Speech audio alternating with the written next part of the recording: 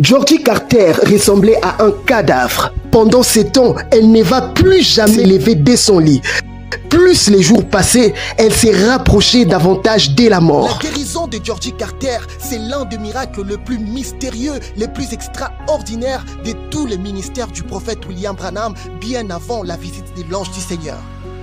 Car pour la guérison de cette jeune fille, l'esprit du prophète William Branham va sortir de son corps et va pénétrer en premier dans cette maison fermée pendant que son autre corps physique était en train de suivre derrière avec les deux autres frères qui l'accompagnaient.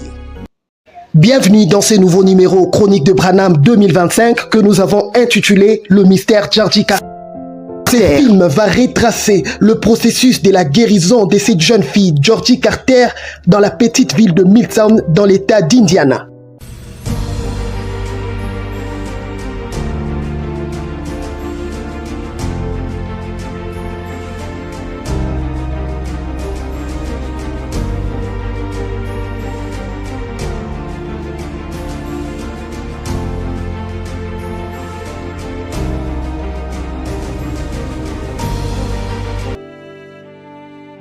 L'histoire de la guérison de Georgie Carter se passe en 1940 dans un petit village de l'état d'Indiana appelé Milltown. La petite ville de Milltown est située à une cinquantaine de kilomètres de la ville de Jeffersonville. 48 minutes en voiture de la ville de Jeffersonville. À l'époque, Milltown comptait moins de 1000 habitants. La plupart des gens qui y vivaient de l'agriculture et de l'élevage des poules.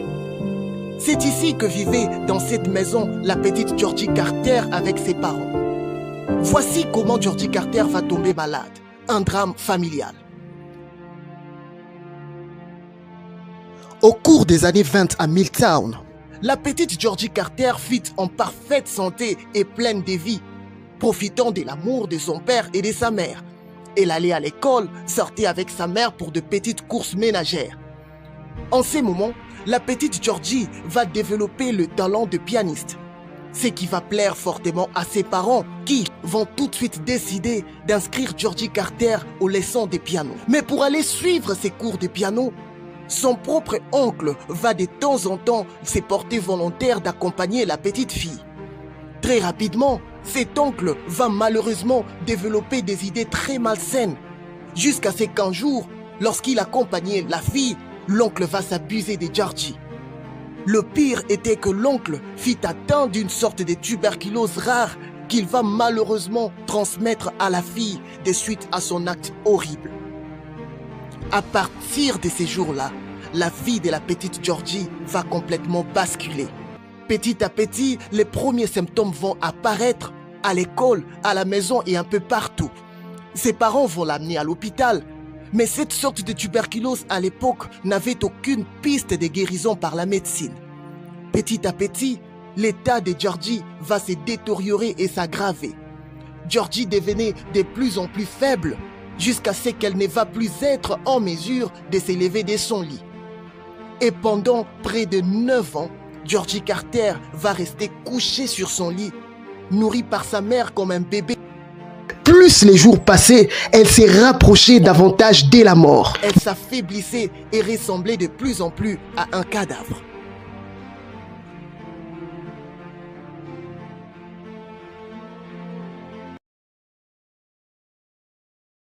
Voici le premier phénomène mystérieux qui va marquer le processus de la guérison de Georgie Carter en 1940.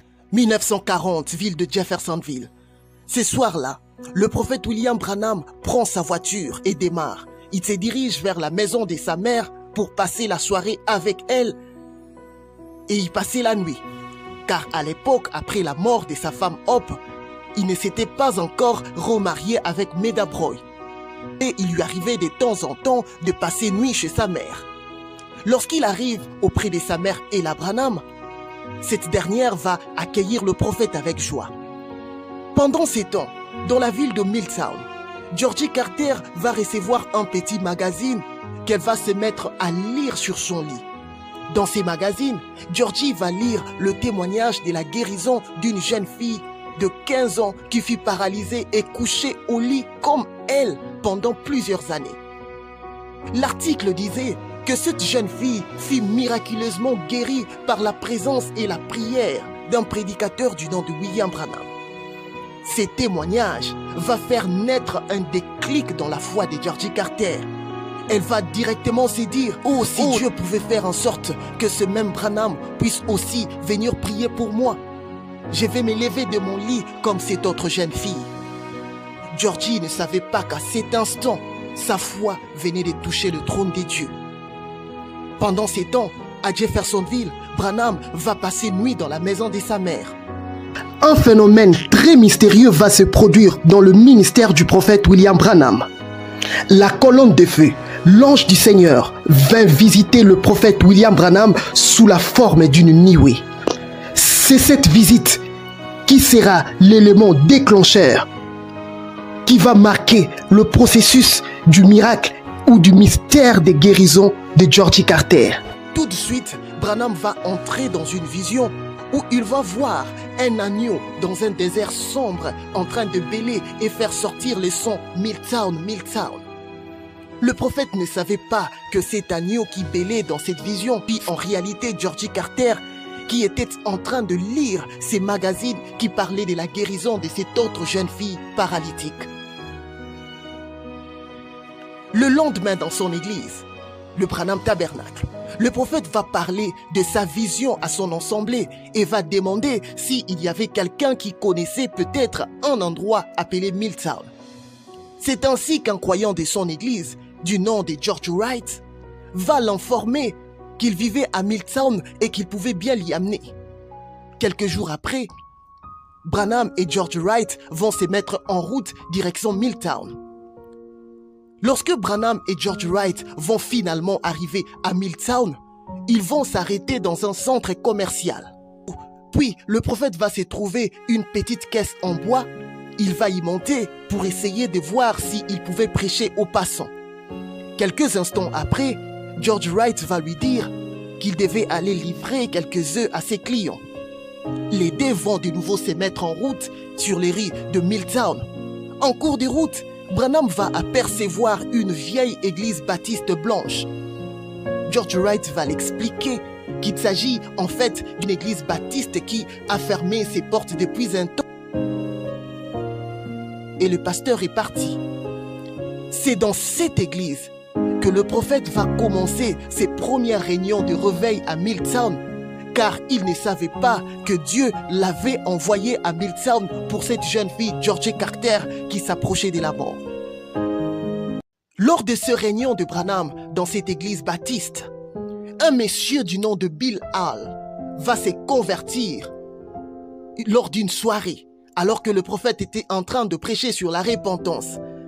Après la conversion de Bill Hall, il va tout de suite se mettre à prêcher et à évangéliser dans la petite ville de Milltown pour inviter les habitants de venir participer à la réunion du prophète Branham. C'est Bill Hall. Il va découvrir qu'une certaine jeune fille du nom de Georgie Carter était à la recherche de William Branham. Mais le problème est que les parents de Georgie Carter ne pouvaient pas accepter que le prophète Branham puisse venir prier pour leur fille, car leur église ne croyait pas à la guérison divine et même leur pasteur avait menacé quiconque ira ou sera en contact avec les réunions de Branham sera excommunié. Mais finalement, sous pression de Georgie Carter, les parents vont quand même accepter que Branham puisse venir voir leur fille à leur absence, juste pour la satisfaire. Branham va finalement venir avec Bill Hall chez les Carter. Lorsqu'il sera en face de la jeune fille, il va être ému de compassion et très émotionné de voir l'état de la jeune fille qui était couchée sur les lits, qui ressemblait presque à un cadavre. En ces moments-là, Georgie va dire à Branham qu'elle avait lu un journal concernant la guérison de la fille de Neil, la paralytique qui était couchée au lit comme elle pendant plusieurs années. Mais lorsqu'elle était en train de lire le journal, elle s'était dit que si Branham venait prier pour elle, le même miracle allait se reproduire pour elle. Branham va tout de suite réaliser que l'agneau qu'il avait vu dans cette vision n'était rien d'autre que cette jeune fille, Georgie Carter. Il va tout de suite se mettre à prier, mais rien ne va se passer en ces moments. Après, alors il va promettre à la jeune fille qu'il allait de nouveau revenir à Milltown dans 2 semaines pour tenir d'autres réunions. Et peut-être qu'à son retour, Dieu va finalement lui donner une vision pour sa guérison.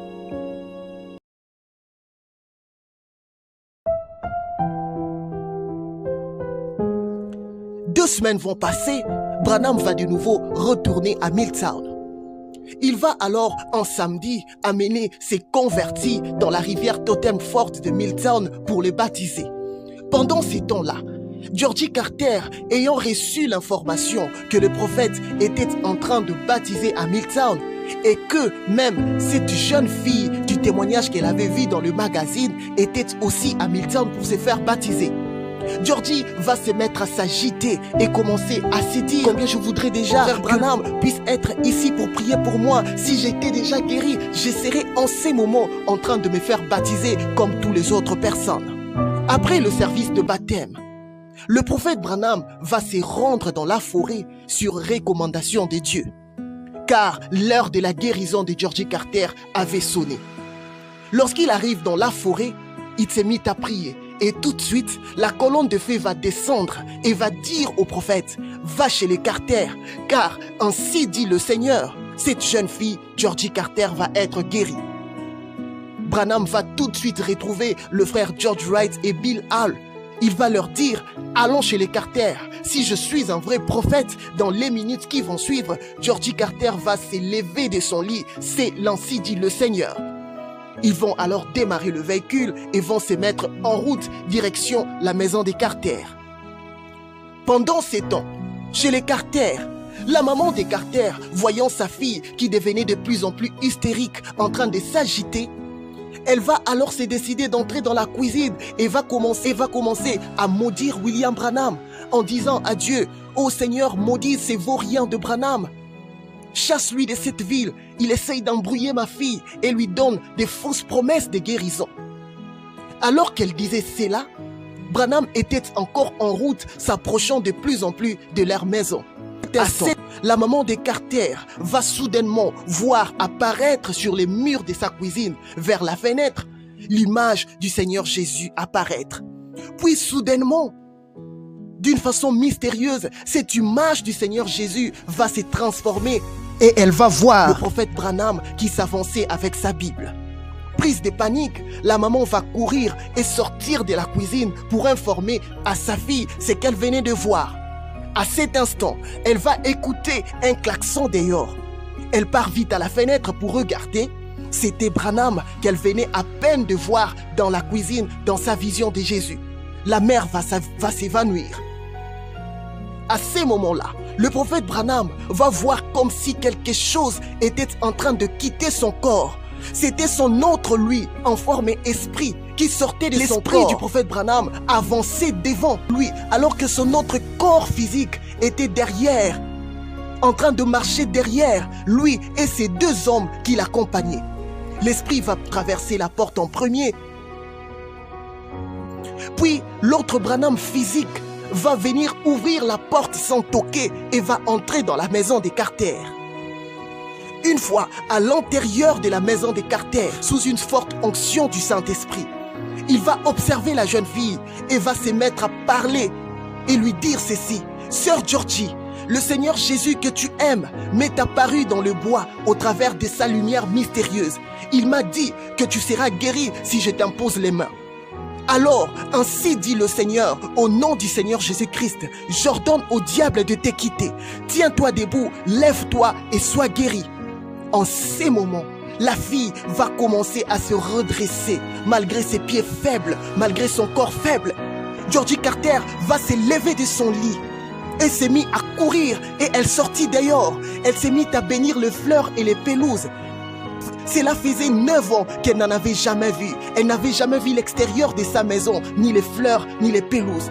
Elle va de nouveau courir à l'intérieur de la maison et va sauter sur son piano qu'elle n'avait pas joué pendant 9 ans. Elle va se mettre à jouer le cantique « Il y a une fontaine pleine de sang ». Son père va venir la trouver en train de jouer au piano. Sous cette émotion, va faire tomber les 2 seaux de lait transportés. C'est ainsi que se passa la guérison mystérieuse de Georgie Carter.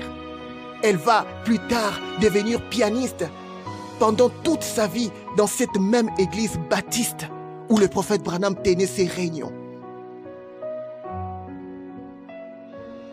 Elle va s'éteindre en 1995. Commandez notre clé USB chronique de Branham pour suivre près de 3 heures de films incroyables sur la vie et le ministère du prophète William Marion Branham. Si vous êtes à Kinshasa, il y a un service de livraison pour vous livrer la clé USB.